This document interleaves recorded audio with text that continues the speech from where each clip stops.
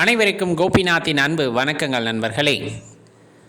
நம்ம வீட்டில் பூஜை அறையில் சுவாமி படங்கள், சுவாமி விக்கிரகங்கள் இருக்குது அப்படின்னா, அந்த சுவாமிகளுக்கு வந்துட்டு நம்ம மலர்கள் சாற்றுவது, மலர்களை சமர்ப்பணம் செய்கிறது நம்முடைய வழக்கம்.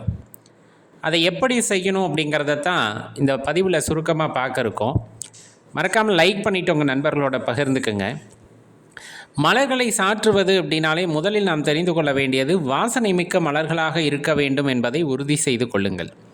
சில பேர் அலங்காரத்திற்காக வாங்குகின்ற காகித பூக்கள் எல்லாம் சாற்றி வைப்பார்கள். அதுபோல் இல்லாமல் நல்ல மனம் வீசக்கூடிய, இன்னும் சொல்லப்போனால் ரொம்ப ஃப்ரெஷ்ஷாக அப்படின்னு நம்ம சொல்லுவோம் இல்லையா, புது மலர்கள் இருக்குது அப்படிங்கும்போது அது ரொம்ப அற்புதமாக இருக்கும் அப்படிங்கிறத தெரிஞ்சுக்கணும். பெரும்பாலும் உதிரி பூக்களாக இல்லாமல் அந்த பூக்களை கட்டி அணிவித்தல் அப்படிங்கிறது ரொம்ப சிறப்பு.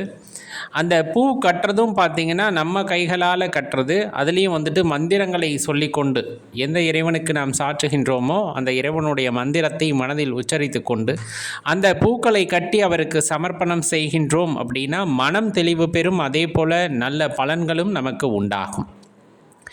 பெரும்பாலும் இந்த பூக்களில் பார்த்திங்க அப்படின்னா வாடிய பூக்கள் இருக்கும், சில பூக்கள் தண்ணீர்லேயே இருந்து அழுகி இருக்கும், கொஞ்சமாக அழுகின மாதிரி கூட தெரியும். அந்த பூக்களை அந்த இடத்துல தவிர்த்துறது நல்லது அப்படிங்கிறத பாருங்கள். ஏன்னா ரொம்ப தேர்ந்தெடுத்து பக்குவமான மலர்களை இறைவன் பாதத்தில் சமர்ப்பணம் செய்வது இன்னுமே சிறப்பான விஷயம். நம்ம இப்போ படங்களுக்கெல்லாம் போட்டோம்னா மேலே ஆணி அடிச்சிருப்போம், அது மேலே மாட்டுவோம் இல்லையா. அதே போல் விக்கிரகங்கள் இருக்குது அப்படின்னாலும் விக்கிரகங்களுக்கு தலைப்பகுதியில் மலர்களை அணிவிப்போம். அதனினும் சிறப்பு அப்படின்னு சொன்னோம்னா இறைவனுடைய பாத மலர்களில் சமர்ப்பணம் செய்கிறது அப்படிங்கிறத மறந்துட வேண்டாம். காய்ந்த மலர்கள் இருக்குது அப்படிங்கிற பட்சத்தில் அந்த மலர்களை முறையாக அப்புறப்படுத்திடணும். நம்ம எல்லாத்தையும் எடுத்துட்டோம், சின்ன சின்ன இதழ்கள் தான் அங்கே கிடக்குது அப்படிங்கிறது கூட இருக்கக்கூடாது. சுத்தமாக அந்த இடத்த சுத்தம் செய்துவிட்டு பிறகு புது மலர்களை சமர்ப்பணம் செய்தல் அப்படிங்கிறது அவசியமாகும்.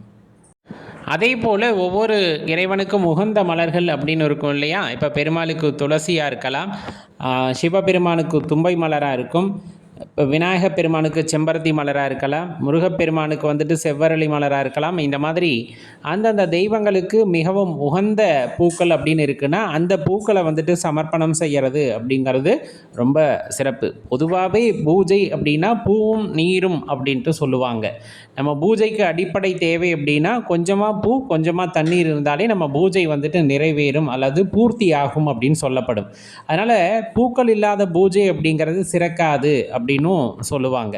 அந்த பூக்களோடு வாசனையான பூக்களாக இருக்கின்ற பட்சத்தில் அந்த பூஜை இடமும் சரி, பூஜை செய்கின்றவர் மனமும் சரி ரொம்பவே சிறப்பானதா அல்லது மகிழ்ச்சியானதா இருக்கும் அப்படின்னா மாற்று கருத்து இல்லை நண்பர்களே. இது குறித்த உங்களது கருத்துக்களை கீழே கமெண்ட்டில் பதிவு பண்ணுங்கள். மேலும் பல தகவல்களுக்கு நம்ம பூமி நம்ம சாமி சேனலுடன் தொடர்ந்து இணைந்திருங்கள். நன்றி, வணக்கம்.